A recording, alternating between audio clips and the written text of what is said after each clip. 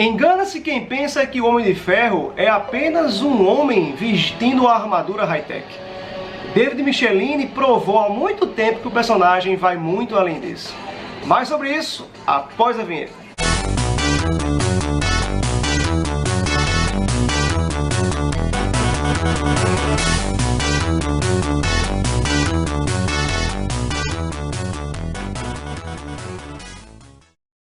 David Michelinie, junto com Bob Layton, e o João Romita Jr. na arte, provaram que o Homem de Ferro é muito mais do que apenas um homem trajando uma armadura tecnológica. E eles fizeram isso quando escreveram todo o arco que é Homem de Ferro, o Demônio na Garrafa. Um dos maiores clássicos dos personagens, escritos ali no final da década de 70 e início dos anos 80, tá, pessoal? Aqui, eu confesso que a arte do João Romita Jr. era muito boa, gostava bastante da arte dele, e o David Michelinie e o Bob Layton escrevendo, as cores ficaram pelas mãos do Carmine Infantino, que fez um ótimo trabalho. E o David Michelinie e o Bob Layton, eles escrevem uma série de arcos que vai desembocar no Demônio da Garrafa. Eu achei muito legal que essa edição da Salvat, ela compilou todos esses arcos que vão desaguar ali no Demônio da Garrafa, tá? Eu tenho esse arco do Demônio da Garrafa pelas edições da Abril, formatinhos. Porém, ali tá espalhado em outras edições e tal. O próprio arco do Demônio da Garrafa tá numa edição só especial. Mas aqui a Salvat, eles fizeram uma compilação, e botaram todos os arcos assim em sequência para o leitor ter uma compreensão bem interessante, assim, realmente completa, do Demônio da Garrafa numa única edição, que eu achei muito bom, Então essa edição aqui da Salvat eu achei muito boa, tá? Eu recomendo aqui para quem quiser conhecer o Homem de Ferro. E, pessoal, parar que tem alguns caras aí que não gostam do Homem de Ferro. Eu acredito que o Homem de Ferro atingiu um sucesso bem, perceptível após os filmes do Robert Downey Jr., da Marvel Studios e tal. Então começou uns carinhas aí que depreciar o Homem de Ferro, dizendo que o Homem de Ferro é apenas um carinha vestindo uma armadura, um personagem simplório, quando na verdade não devem ter lido, acho que nem 5% das histórias do personagem, tá? Se lessem isso aqui, realmente iriam mudar a concepção a respeito do personagem, galera. Porque aqui, no Demônio da Garrafa, o David Michelinie e o Bob Layton, eles conseguem humanizar bastante o Tony Stark. Eles dão realmente uma outra abordagem, eles aprofundam o personagem e lhes confere ali dramas bastante verossímeis, problemáticas muito humanas, muito facilmente ser identificadas por uma pessoa real, tá?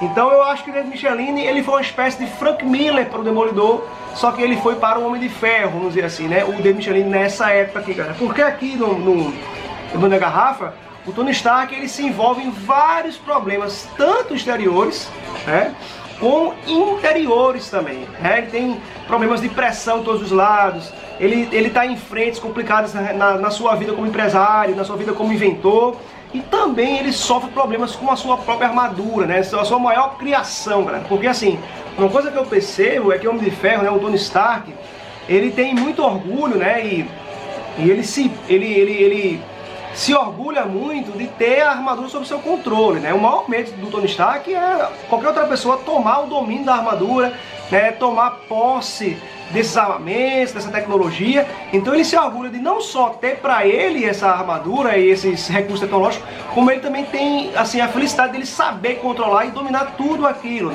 Ele está no controle total da sua armadura. E aqui no Demônio da Garrafa, galera, David Michelinie e Bob Layton colocam uma situação do Tony Stark que é extremamente para ele apavorante, que é a sua armadura começar a não obedecer a ele, Então, galera, isso é bem interessante. Aqui também o David Michelinie, ele joga um vilão, um dos vilões do Homem de Ferro, ele tem a sua primeira aparição aqui, um vilão que se torna bem, vamos dizer assim, relevante, ao longo das histórias posteriores, tá? Do Homem de Ferro. Então ele tem a sua estreia aqui nesses arcos, escritos pelo David Michelinie e Bob Layton, tá?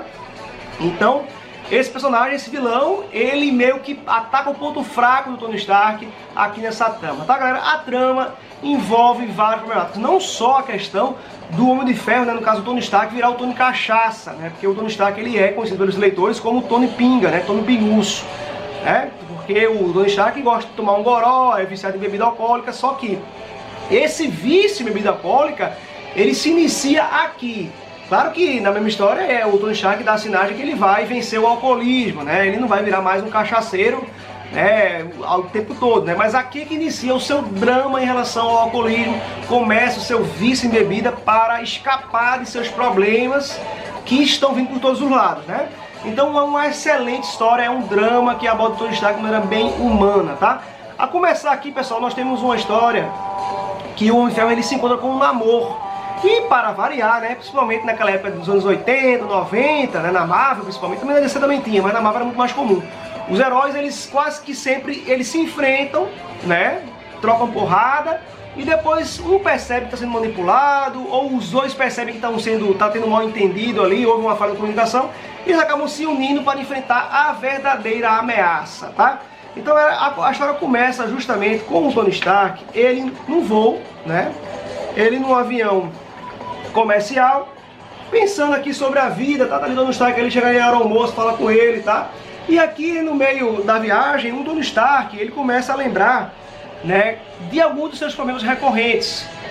Problema esse que está sendo cada vez mais complicado, que envolve a sua carreira como empresário, né? Envolve ações na Stark Internacional.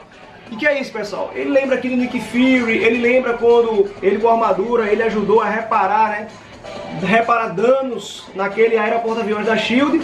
E aqui ao mesmo tempo ele lembra que a SHIELD está interessada em se tornar sócio majoritário das empresas, né, da Stark Internacional. Então o Tony Stark está com medo de perder legalmente, né, ações sobre a sua própria empresa, né? Então ele está com medo da SHIELD tomar conta aí de muitas de suas propriedades, né? E aí isso é um dos medos que aflige o Tony Stark, e ele já começa aqui, né, a virar um copinho. Então já começa aqui o David Michelinie a associar o Tony Stark a pensou em problema, virou um copo, né? Começou a pensar em bebida como um escapismo, né? Uma forma de escapar de preocupações mais imediatas, né? Eu vendo na cachaça uma saída, uma espécie de alívio. Então começa aí lentamente no Stark a associar a bebida à solução, né? Porque ele está com medo. Então veja aí que já é o Tony Stark preocupado com o seu lado empresarial, né? A Internacional sendo meio que disputada com ele e a SHIELD, né?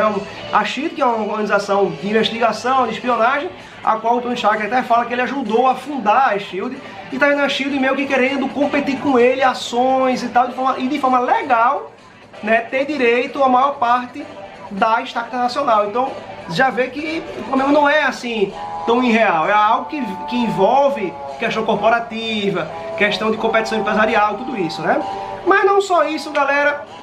O Tony Stark, de repente, olha a loucura aqui, né? Aí é que entra aquela parte bem quadrinho super-herói. Tá lá Tony Stark com o resto dos passageiros no avião, de repente um tanque voador, né? Um tanque voador acerta aqui, velho, parte do avião, né? Da aeronave, e o Tony Stark, né, rapidamente tem que o quê? Que vestir sua armadura de Homem de Ferro, né?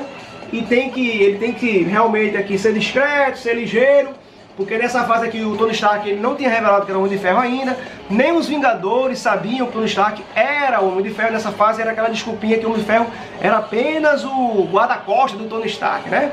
E aí, galera, ele vai no banheiro ali, né? Tem algumas partes engraçadas aqui que o David Michelinie coloca na história. Aí tem uma senhora no banheiro ali, né? Aí o Tony Stark empurra a senhora pra vestir logo a armadura, a senhora fica arretada com ele. Então é uma coisa que é realmente engraçada no meio de uma situação tensa. E aí Tony Stark, ele devidamente trajado de Homem de Ferro, ele vai ajudar lá o avião a não despencar direto, né? Não cair como flecheiro. E o Homem de Ferro aqui ajuda com sua força, né, cara, de várias toneladas aí. Ele consegue ajudar o avião a não despencar com tudo, né? E ele vai querer saber o que aconteceu, como é que um tanque de guerra tava voando, né? Foi arremessado, como é que foi isso, né? E aí o Homem de Ferro descobre, cara, uma rede de intrigas que envolvem, né, um grupo de mercenários que estavam disfarçados como soldados da Marinha, né? Um grupo de mercenários que estavam ali disfarçados de agentes da Marinha, né? De oficiais da Marinha Americana, e estavam ali meio que de olho numa ilha que tinha, depois descoberto isso, uma ilha que tinha vibrânio em meio a ela, né? Uma quantidade pequena, obviamente, mas era uma quantidade de vibrânio que poderia ser capturada por esses mercenários que estavam trabalhando a serviço de uma outra empresa, tá? Então o Homem de Ferro vai lá, desconfia disso tudo, cara, e na verdade ele descobre que o que aconteceu aqui foi que esses mercenários disfarçados de marinheiro, né, de oficiais da Marinha, do Exército e tal, eles tinham ido nessa ilha, que é uma ilha distante da costa americana, mas é uma ilha que tem, como foi revelado aqui, né, uma certa quantidade de vibrânio ali, né? Então eles vão lá para extrair esse vibrânio. Inventam uma desculpinha lá que estão tirando lixo tóxico, sei o quê, e removendo e tal. E aí, cara, só que nessa ilha existe um coroa, tá? Esse coroa aqui, ó, existe um coroa chamado Hiram Dupes. E esse Hiram Dupes, ele é tipo um cara que resolveu sair, ele e a mulher dele, da civilização, né? Ele saiu da cidade e foi ali morar com sua mulher nessa ilha distante do mundo civilizado, né? Vamos dizer assim.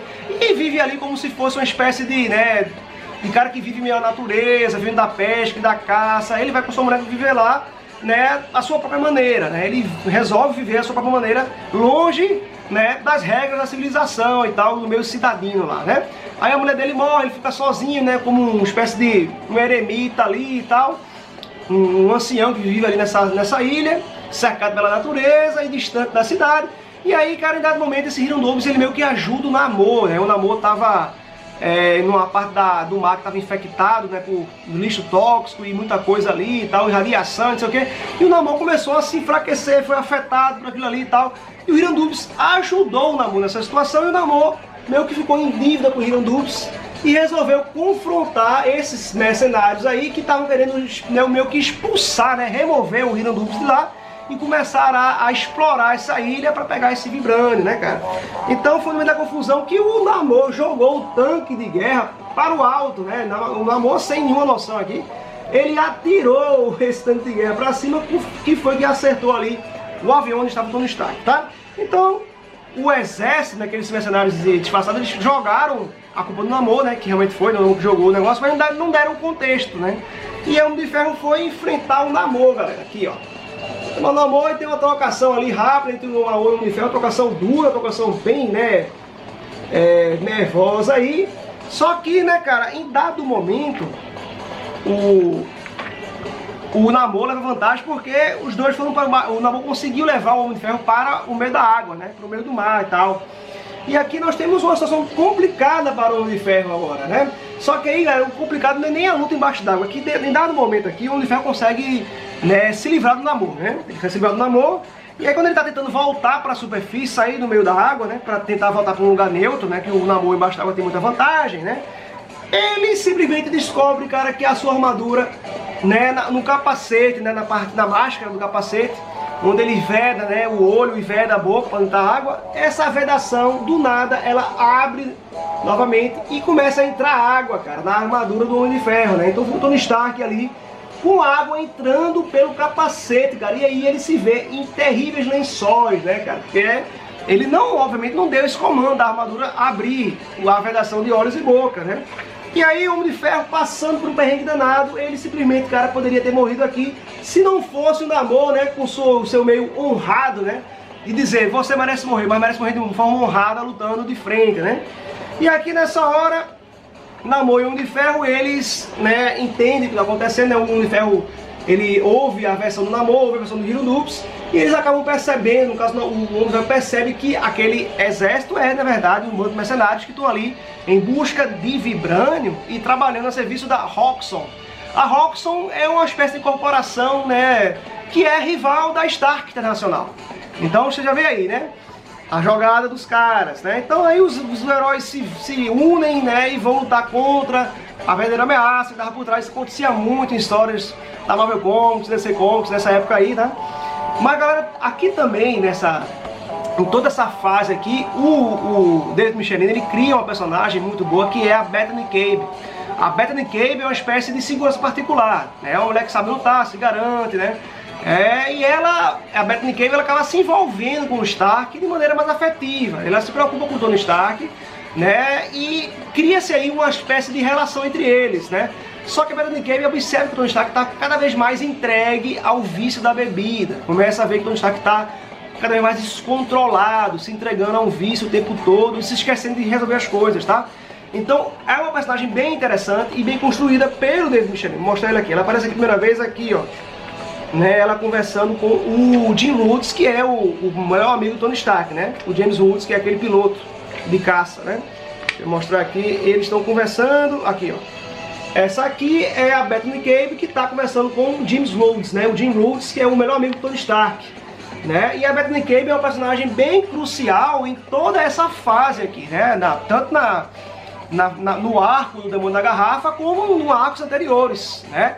Ela já aparece como um personagem importante para a trama, e é uma personagem bem construída, porque ela também tem dramas assim, anteriores que justificam, né, e amarram bem a sua preocupação com o Tony Stark, porque ela foi casada com outro cara chamado Alex, e esse Alex ele ficou despirocado, começou a se viciar em pílulas, né, em drogas, porque ele estava sofrendo pressão no trabalho, sofrendo pressão em tudo que é canto, e começou a escantear ela e se viciar na pílula, achando que isso era o suficiente para ele resolver seus problemas, né? Além dele ficar altamente individualista, né, meio que botando barreira para ela não entrar muito no mundo dele, né? Então ela se preocupa com isso, não vai se repetir com o Tony Stark em relação à bebida, à cachaça, né? Então é uma história muito boa, que aborda aspectos muito humanos, tá? Aliado a isso, cara, como eu falei, né, o Homem de Ferro começa a perceber falhas na sua armadura, né? A vedação tem aberto no meio do mar. Depois disso ele também percebe... outra coisa, pessoal, não posso esquecer também.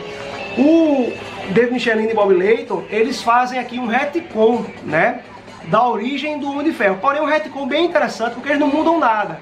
O que eles fazem somente é ampliar um pouco o retcon do Homem de Ferro no Vietnã. Eles não mudam o local nem a época, né? Ainda continua sendo no Vietnã, a origem do Homem de Ferro, né? Tony Stark, ele constrói sua armadura ali, né, num abrigo de prisioneiros, né, dos Vietcongs ali, né? Então eles apenas abordam um pouco mais um desses líderes do Vietcong, que é um tal de Wong Shu, né? Wong Shu, que pede novamente para o Tony Stark construir armas para ele, né? O Tony Stark já era conhecido como um cara que trabalha com tecnologia, com armamento, um engenheiro, né? E aí, cara, é a mesma coisa aqui, só que eles dão uma ampliada, né? Aqui ó, a armadura original do Homem de Ferro aqui sendo construída por ele, o Jensen, né? O Jensen é aquele auxiliar do Homem de Ferro ali que constrói coisas com ele, né? O ajuda nessa hora, né? O Jensen, que também é um físico e tal. E aí, galera, aqui temos o Homem de Ferro, ó, no retconzinho de sua origem. O Homem de Ferro confronta o Wong Shu de uma maneira um pouco mais extensa, né? Isso aqui, o retcon foi legal porque eles estenderam um pouquinho o confronto do Homem de Ferro com o próprio vilão. E que nós temos, ó, o Homem de Ferro aqui entrando na via de fato com o Wong Shu. Tem aí também, né, esse retcon da origem, muito bem feito, na minha opinião, pelo David Michelinie e Bob Layton. Eles fizeram retcon, mas não alteraram nada, apenas aprofundaram um pouco mais, o que é muito interessante, tá? Então, galera, também vemos aqui uma parte interessante, é que, como eu falei pra vocês, né, o Tony Stark, um dos seus maiores medos é explorado aqui nessa história, que é a sua armadura se ver controlando ele, né? É a armadura em descontrole, é o Homem de Ferro fazendo coisas que não quer fazer, é o Tony Stark de repente tendo um tilt na armadura, tendo um curto-circuito de maneira inesperada, tá? Então isso é explorado, porque na verdade não é curto-circuito nem tilt apenas de maneira ao acaso. Na verdade, o vilão tinha plantado um tal de monitoides e tal, que ficava observando o Homem de Ferro a todo instante, galera. E quem é esse vilão? Esse vilão ele aparece aqui a primeira vez, que é o famoso, deixa eu mostrar aqui, tá? Um coroa, tá? Vou mostrar pra vocês aqui quem é esse cara, que é um vilão que tem a sua primeira aparição aqui nesse arco, né? Nessa fase do Homem de Ferro, escrito pelo David Michelinie. O vilão que está por trás de tudo isso aí, dos defeitos na armadura, das falhas mecânicas na armadura, é esse cara aqui, galera, o Justin Hammer. Justin Hammer, que se mostra ser o principal rival da Stark Internacional, é o cara que está à frente da Roxxon. Então já mostra, o David Michelinie já coloca aqui essa questão de guerra empresarial, né, de batalhas corporativas, né. Então o Justin Hammer está colocando, porque o Justin Hammer, ele não sabe que o Tony Stark é um Homem de Ferro, né, mas ele sabe que o Homem de Ferro é o principal, né, guarda-costas do Tony Stark, e também o seu principal representante. Então se ele destruir o Homem de Ferro, fazer coisas, né, que não queira, né, cometer crimes e tal, isso vai manchar a reputação do Tony Stark e também da Stark Internacional. Então, galera, o Justin Hammer está por trás disso tudo. Não só isso, cara, aqui nessa história vai ter vários vilões falidos voltando à ativa, atacando o Iron Man, né? Então você vê aí vários vilões falidos que aparecem para lutar contra o Tony Stark, contra o Homem de Ferro. Tem até uma cena aqui, galera, que é muito complicada, que é quando o Homem de Ferro comete um crime, né? Ele comete não, né? Uma falha acontece e acaba acontecendo um crime que gera um incidente internacional. Aqui, galera, é quando o Homem de Ferro, ele é convidado pelo embaixador do país chamado Carnélia, que é esse gordinho aqui, e esse embaixador da Carnélia, ele convidou o Homem de Ferro para, né, se apresentar lá, representar a Stark Nacional, porque a Carnélia fez um contrato, né, com a Stark para a Stark Nacional meio que construir fábricas, né, e se instalar ali na Carnélia. Então é um contrato para a Stark Nacional poder se ampliar também na Carnélia, né?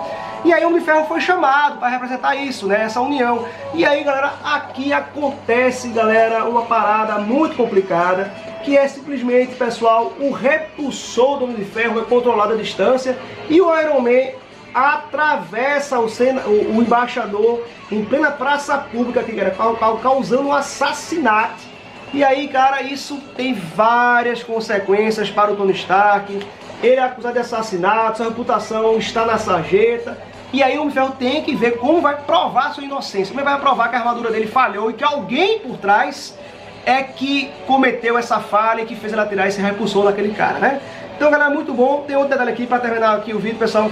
É que o Stark, né, o Tony Stark, uma vez que ele tá, né, bem abalado com tudo isso, né? Ele vai na mansão dos Vingadores e ele tá vendo que não tá podendo confiar muito na armadura dele. Então ele vai pedir ao Capitão América, o Tony Stark aqui, ó, ele pede ao Capitão América para o Capitão ensiná-lo artes marciais, né? O que o Steve Rogers faz, né? O Capitão América ele ensina aqui, né, artes marciais e defesa pessoal para o Tony Stark. É bem interessante aqui, galera, né? E aqui é mostrado que o Tony Stark, ele aprende muito rápido. Então essa aula aqui foi um intensivão que o Capitão América, né, deu aí para o Tony Stark de defesa pessoal. Então, galera, é uma história muito boa. Mostra aí o Tony Stark, né, cara, envolvido com bebida. Ele tá preocupado com a SHIELD querendo tomar posse da sua Stark Internacional, com ações. Ele tá preocupado com sua armadura falhando. Ele tá preocupado agora como ele vai conseguir provar que o Homem de Ferro não é um assassino, né? Ele entrou na bebida, né? Aqui, ó, já tá completamente entregue ao vício. Ele se indispõe com o Jarvis. Ele trata mal o Jarvis pede demissão, né, de ser mordomo dos Vingadores, e o Jarvis é como se fosse um Alfred para o Tony Stark, né, cara? Uma série de problemas, né, mano? É uma situação bem interessante, são problemas bem humanizados, tá? Que o David Michelinie e o Bob Layton aqui, eles escrevem muito bem, tá? E é uma história que vale demais a leitura. Então, galera, é isso aí. Quem gostou, pessoal, dá aquela curtida, se inscreve no canal, tá? Compartilhe com seus amigos e amigas, e até o próximo Aguiar. Tenho que falar, galera.